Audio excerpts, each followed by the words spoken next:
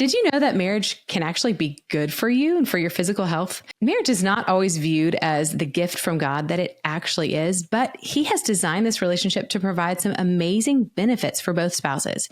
So today, Dr. Kim will share several of those. But before we get into this conversation, I want to let you know about an amazing resource we've created to help you get more out of your marriage. We've compiled 17 questions every couple needs to ask about tech. Tech is ever present. I mean, you're listening to this on your device or whatever you use for podcasts, but it does affect marriages. So we created this great freebie as a starting place to handle this pressing issue.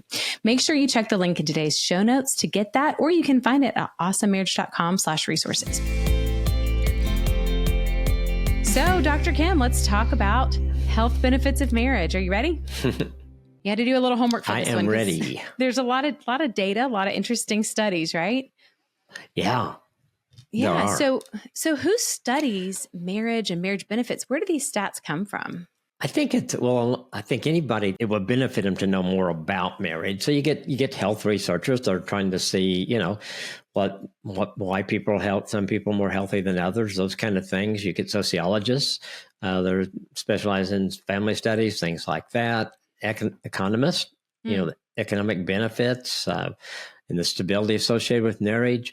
And I think, I know I talked to a guy a few years ago and he had done a lot of studies, and it was how not marriage, but when a divorce happens, how that affects the church monetarily and what it does to the church. And usually somebody leaves the church. And so the benefit of marriage, they would say, is how do we help people stay together? Because they're going to be healthier. They're going to help the church be healthier. So I think it can come from a lot of different ways. And I think people see the fallout when a marriage breaks up, and they also see the benefits then of what a marriage brings to people that are in the marriage, and really even the ripple effect to those outside the marriage, how it affects them. So I think a lot of it is just somebody gets an interest and they think, marriage has something to do with this, and let's study it. So it's interesting. And it is interesting when you read some of the statistics and the results, the different people that have done the studies and, what they're trying to find out is something different. Medical would be different than probably a sociologist. And so you see a lot of different angles there. And they all seem to come to the same conclusion, that there are benefits to marriage, to healthy marriage. That is really interesting because, like you mentioned, it does touch so many areas. I didn't even think about, the impact on church finances, church health, but there's obviously a component there where a strong marriage would help strengthen a church. A broken marriage would not. Yes. And then if the church is meant to help strengthen the followers of Jesus, then you're missing that if marriages break. But then we also have, obviously, for children and families, the impacts on children of broken family there's emotional impact, there's social, there's learning, there's attention. There's a lot of things that go into that are going to weaken the child as well.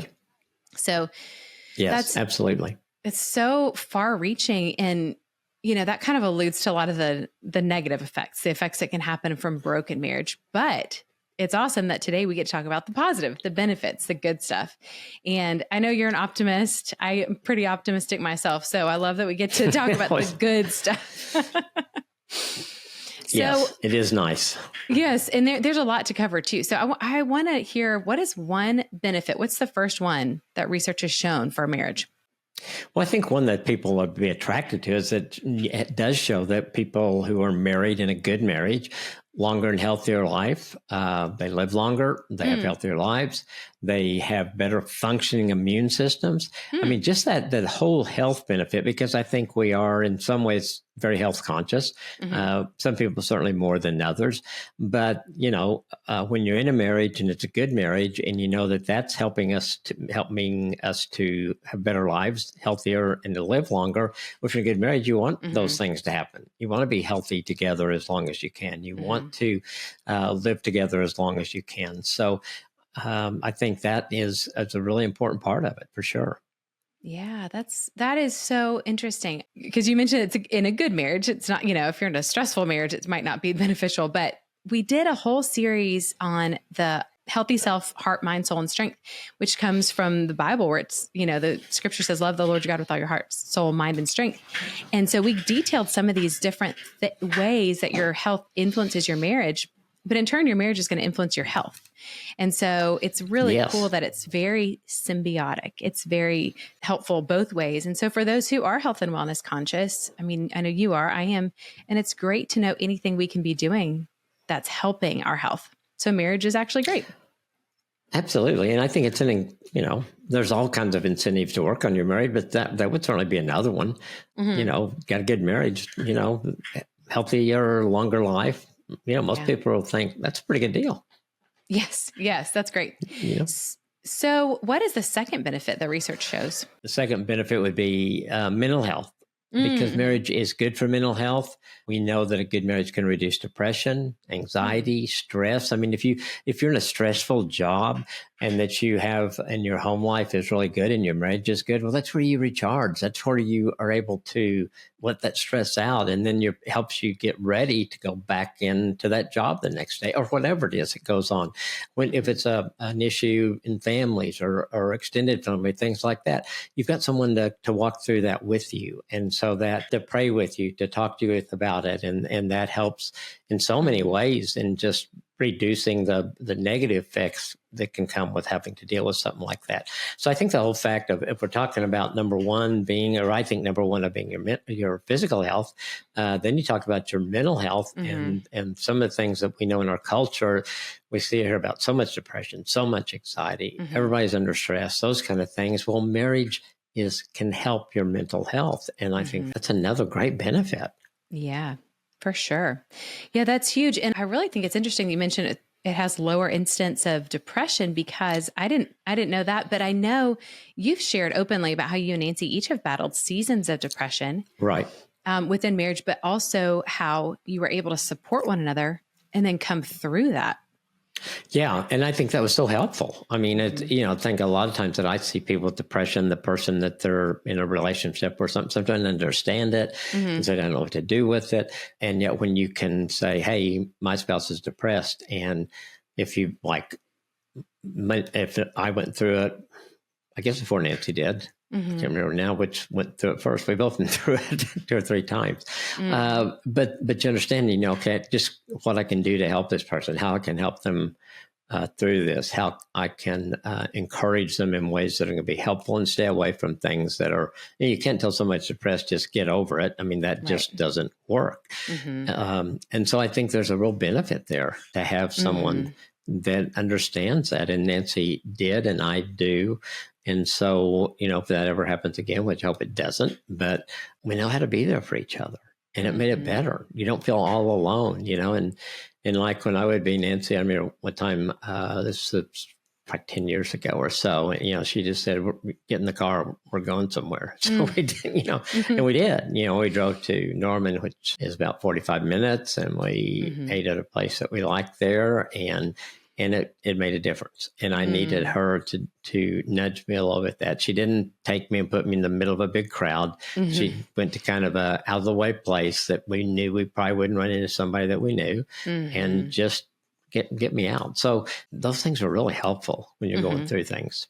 Yeah. Did you know, how did you learn how to support each other?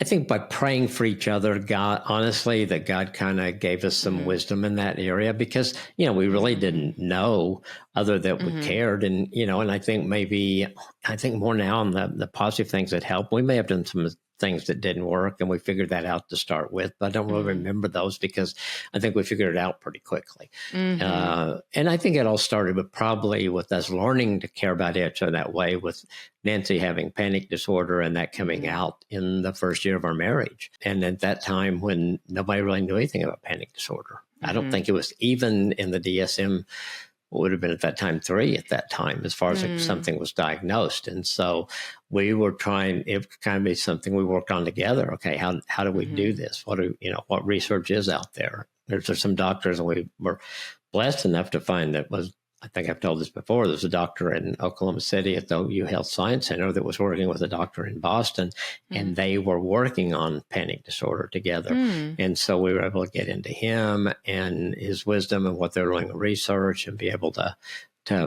get some things that help. But I think the fact that we saw the problem, there weren't easy answers, and we had to work on it together, I think then that carried over to depression and other things that we've gone through. Man, that's really good. And that was Yeah. not an easy process. Obviously, you had a No, lot at of work. 22 year olds, and it did. There are times, I don't think I did, but the times I probably thought about just get over this. Why is, because I'd never seen anybody with panic attack. I'd never really been around anybody that had anxiety before. And so I didn't understand it, but I also knew that it was really, really affecting her. And we needed to figure this out together. Yeah, it's pretty drastic when it hits. And I know one of my kids had their first panic attack. No one in our family had that. And that happened this spring. And they were at school and the school nurse didn't know what it was. And I feel like it's pretty common at this point, but when it presents, it looks quite frightening. It doesn't look like something you recognize. So she ended up calling 911, and it kind of was hard to figure out kind of what's going on here. But then we figured out, oh no, that's what that is. And then you start to figure out ways to deal with it and preempt it. But at first it just looks so alarming. Oh, I bet. Yeah, it is. It is scary, and, I know Nancy's first was when she was giving a presentation at school, and, she left, she just walked out of the room, classroom, because she had no idea what was going on. First you think, I think you feel like, am I dying? Yes. Because of sometimes it's shortness of breath and some things like that. And so, it is pretty frightening. Yeah. And something that it's just so interesting. Of course, she was, I guess she had just turned 20 and never had that before. And then as we learned that a lot of times that's kind of an age that a number of people may begin to have something like that. So I was afraid at first it was me because we were married, but never happened before. Yeah, I know. It's just like, I never brought that up. I was thinking, is it really me? You guys have worked through that now. That's good. We have worked through that now. Yes, we've come past that. That's good, because it's, when you're going through it, it feels all consuming and it feels so scary and unknown. And you're right. It does kind of think, am I dying? Your vitals are spiked. Everything's crazy. It's haywire. But, through trial and error, you guys were able to figure it out. Yeah. Through, with my child, we were able to figure it out. We learned some tips, but the point being that this thing, you do need support to go through this. And so in marriage, when you can be a support to each other, I can see how that's hugely helpful for kind of working through these things, but only if you're able to accept that the spouse is, what they're struggling with is a struggle, instead of saying, well, I've never had that. Why are you doing this? What's wrong with you? Right. It's just accepting that they have that. And even if you don't understand it, accept that it is real for them. And how would God use me in this situation with my spouse? Yes. Because it's such a help to have a support. Oh, yeah. Absolutely. Absolutely. That's really good. So what is another health benefit for marriage? I think one thing that I think really is good is just being able to parent together. When you look at the children whose parents stay together, they're healthier, statistics show. And so if their parents are together, it just provides a better atmosphere. I know people are listening that have been divorced, and I get that. And there's certainly things that you can do as a single parent to help your kids and hopefully be able to work with your ex, things like that. But just in general, couples that stay together, the children are healthier. And I think it's because it's not just staying together. I think it's really striving to have a good marriage. Because if you're fighting all the time, throwing things at each other, well, I don't think that's a real good environment for kids to grow up in either. But if they see you caring about your marriage, caring about each other, admitting your mistakes, those kind of things, then I think that gives them a sense of security that mom and dad work things out. Mom and dad are staying together. Mom and dad love each other. They love us. And so I think it comes down to the children. And then I think it gives them a chance to be healthier as they grow up. And I think the other thing that, we're always modeling marriage for our kids. And what are you modeling with your marriage for your kids? And I've seen a number of couples that really, and God uses a lot of different things to get us to work on marriage, but some have worked on it just for their kids. Okay, we want a strong marriage because we want our kids to see that, and God uses that. And then they're so grateful that their marriage is better. They see their kids benefit. And the kids may have been the catalyst, but the end result was great. Okay, when you're talking about healthier kids, is that mentally, is that physically, is it both? I think as I remember, it's both. And I think, because I think kids can develop, whether it's somatic symptoms or other things, does it affect their immune system? I don't know all those answers, but I think it just emotionally it does, because they're not worried about mom and dad. They're not feeling the stress from what's going on at home. That home is a safe place for them. It's a place where they can be themselves. It's the kids that, like, I know some ADD kids that just hold it in all day at school because they don't want to just, jump all around the place, or kids make fun of them. And so they get home. Well, that's their safe place, and it may drive their parents crazy, but they come home and they're bouncing off the walls or whatever it is because they've held it in all day. But for them to know that they can come home and do that, and they're loved and accepted there, that makes a big difference too. So yeah, I think there's just so many benefits to that for kids growing up. For sure. And, we know that like the effects of stress over time are very detrimental to health. So it's the stress of parents not getting along would be a problem for kids and parents alike. Absolutely. Somebody, I've had so many kids tell me, parents are going through things, and I'll ask the kids, and you can tell when a kid's affected by it. Their grades usually drop a little bit. The teacher begins to see some things in the kids that they haven't seen before. And because, the kids say, because I worry about it and I think about it. And, they're trying to, how do I deal with this? And unfortunately, some of the kids think, how can I fix this? And so then they get into that, and then there's no way a child can fix it. So yeah, there's a lot of things that can come out of with this, where the stress affects the kids. Yeah. And I think if parents are listening today and that sounds like a kind of scary because maybe they don't feel like their marriage is having the best effect on their kids. Like you said, if you're just working on it just for the kids, that's a great place to start. Even if that's your only reason, you're going to get a lot of benefits still if you decide it's worth working through your junk to get things in a healthier spot. Absolutely. And it's so cool when I see a family that does that.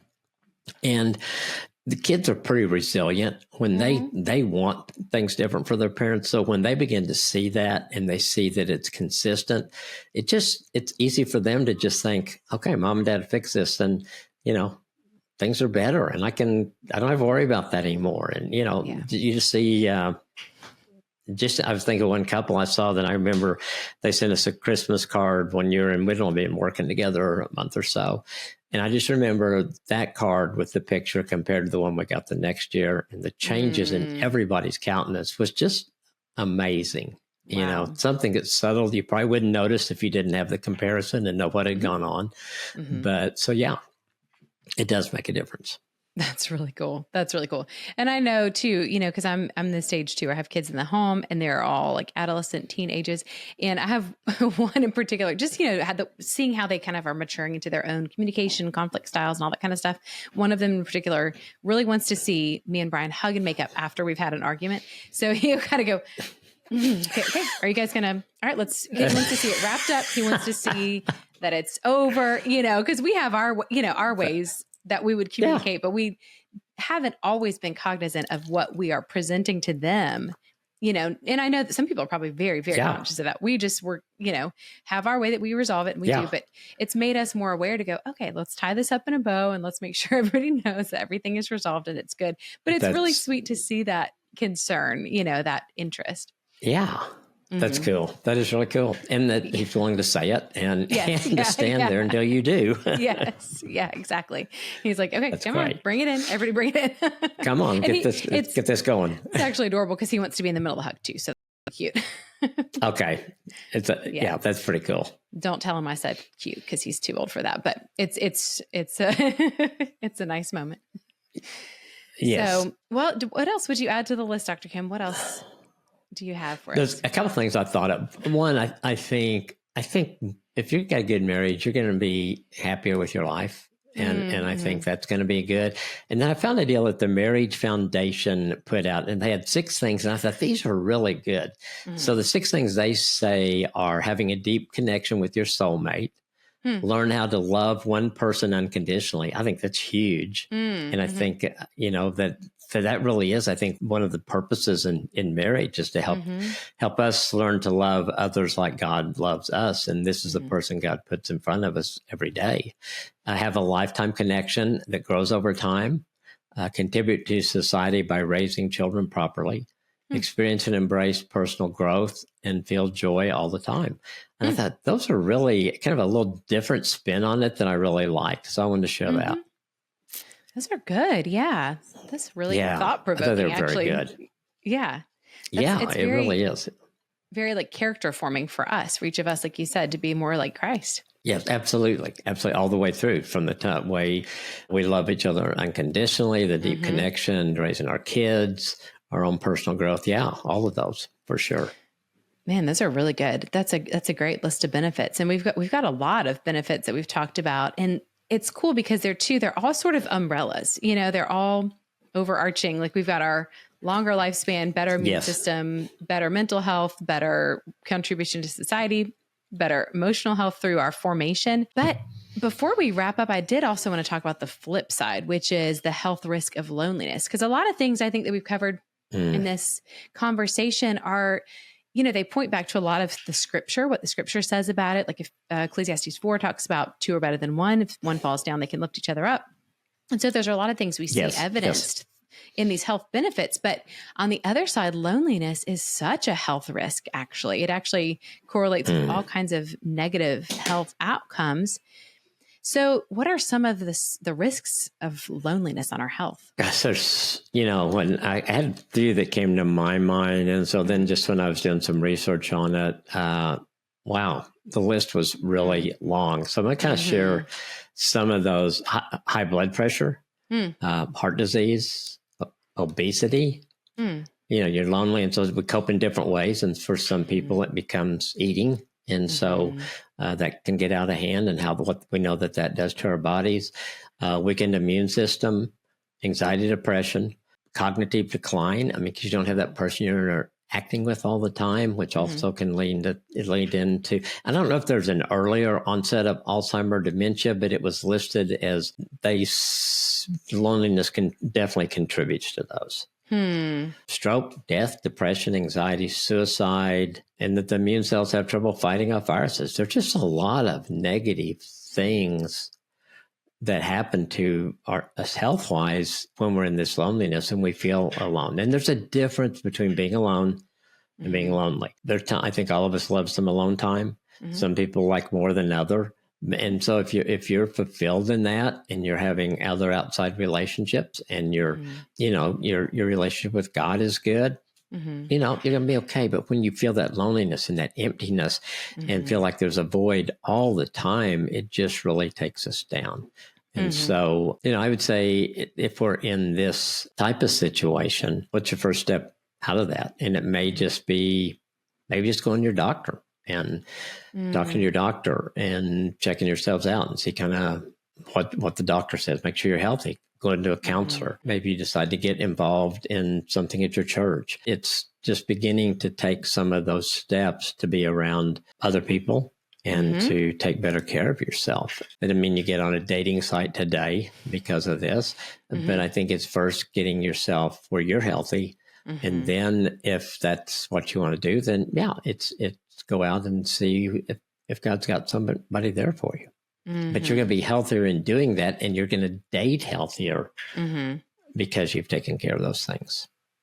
Yes. Yeah. So you're speaking to the single person who's lonely. Yes. And I guess you can definitely I think the worst loneliness I've always thought is when you're married and you know there's somebody in the other room that could help you take care of that, and they're not there for you. Then I think you would probably see all the same symptoms. I think all those other things would be. I think it's just, there's one thing to just want someone that no one is there, and then the other thing to have someone, but they're not there. And so I think probably that list would cover both of it. Yeah. Yeah. And that list was really grim. Yes, it was. I thought about not using it or cutting it, but I thought, that's just the reality of it. And when we talk about loneliness being at an epidemic proportion in our culture, just for us, and I think too, from a Christian standpoint, who do I know that's lonely? Who do I know that I could reach out to, or that I could encourage, or that I could invite to something, or that I could maybe help them take that first step to get out of that. Because if when you're lonely and you get down like that and you get that depression, sometimes it's hard to see past that. And so sometimes if we see someone like that, we may be the person God wants to use to help bring that person out of it. Oh, wow. That's good. That's really true. And so being aware of that. And if it's, and, if you see that your spouse is there, why are they there? And what are you doing or not doing that could make a difference there? Yeah. Yeah. And, it makes me think of a couple things. One being that to kind of break out of that is probably uncomfortable, to try some new absolutely. things. I had to do some intentionally uncomfortable things, and I mean, good things, but uncomfortable out of my comfort zone for a class I'm taking recently. And I was like, man, this is really revealing for me to see how poorly I feel about doing something outside of my comfort zone. It really showed me that, without being intentional to kind of stretch the comfort zone, it just gets small. And, I was doing something that wasn't difficult. It just was new.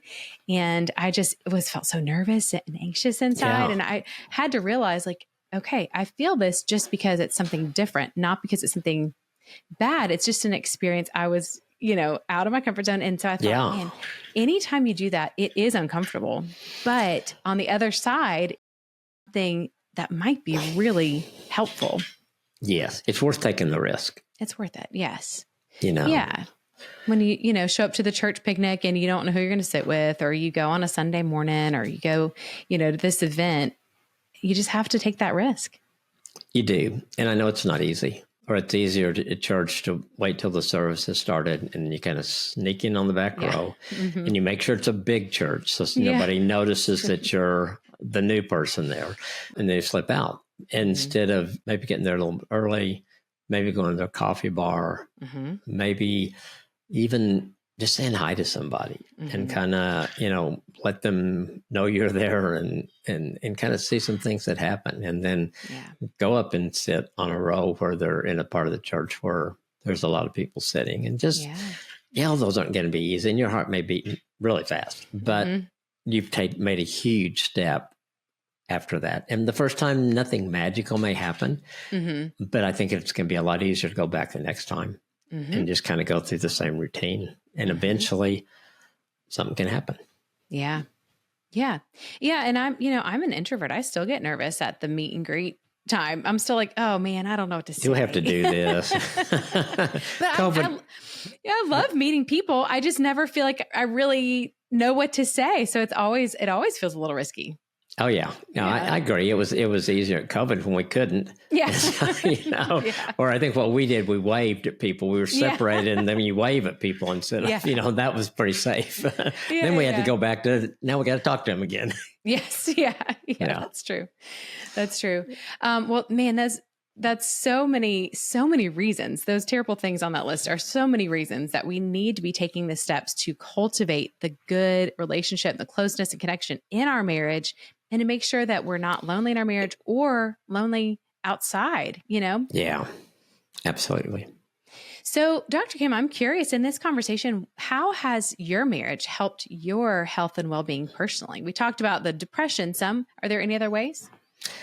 I think for us, and I just kind of picked three things. I think for us, overall health, we've both been really blessed with that. And I think the fact, one, we have taken health seriously. And so we both worked out and we try to eat pretty healthy most of the time.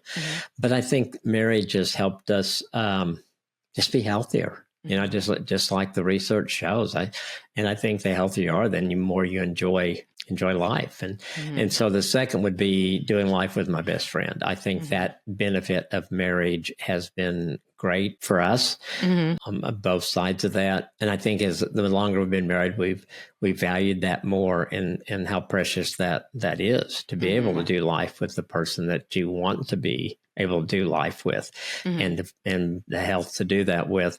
And then the other thing that I think that helps is because of those things, we have things we look forward to. And so we may be planning a trip, or just, we got a great grandbaby coming in a few months.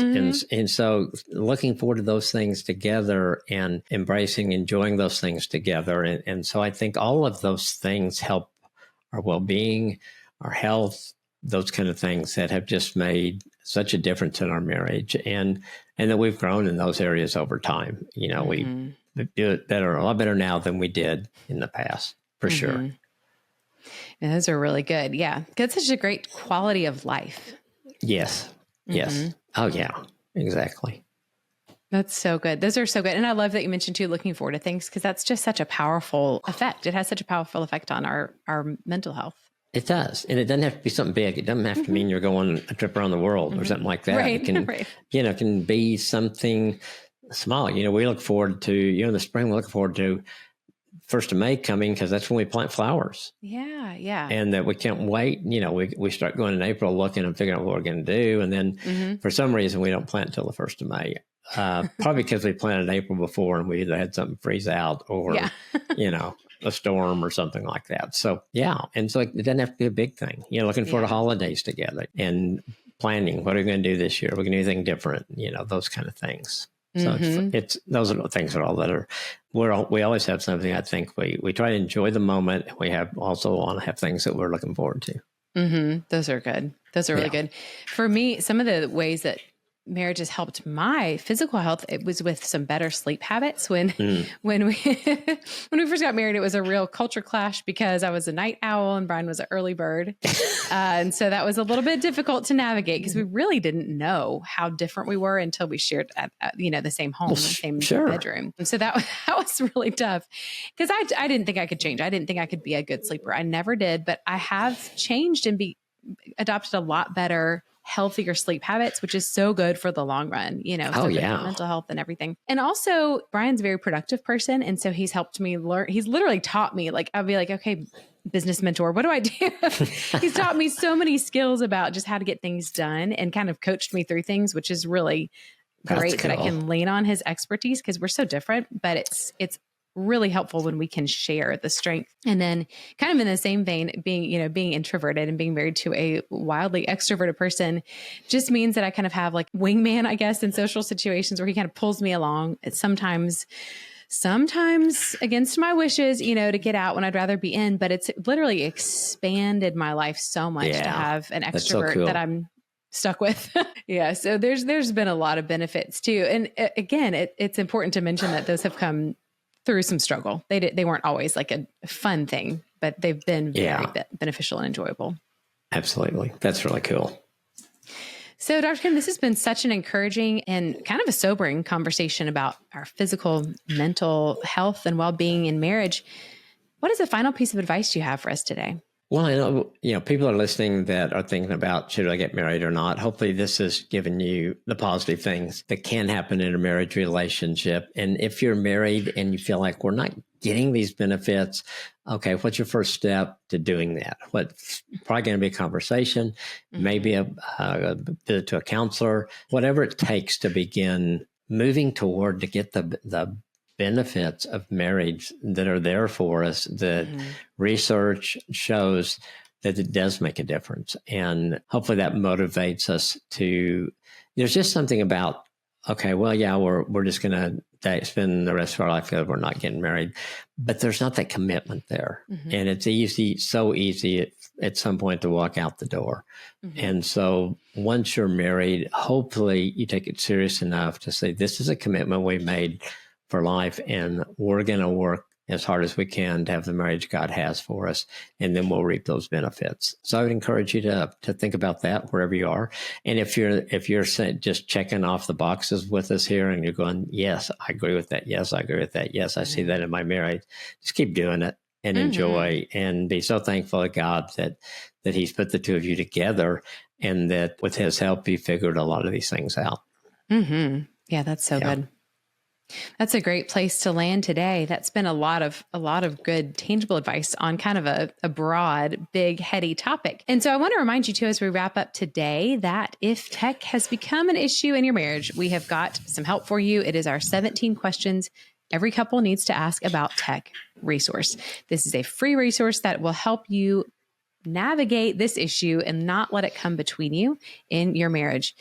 So make sure to grab that today at the link in our show notes. In addition, if you haven't already signed up for our couples conversation guide, that is the resource we create for every single podcast episode. We have just some quick conversation starters for you and your spouse to discuss and apply today's content. So you can sign up for that at the link in today's show notes. If there's a specific episode you're looking for notes on, just email us at info@awesomemarriage.com. We can get that to you, because really our goal with the podcast is not just to give you the information, but to help you apply it to your marriage. So if you need anything from us, you can reach out at info@awesomemarriage.com. You can DM us on Instagram. Make sure you're following us there and just get whatever you need, because we're here to help. Make sure to check out all those links in today's show notes. Have a great day and do something awesome for your marriage today.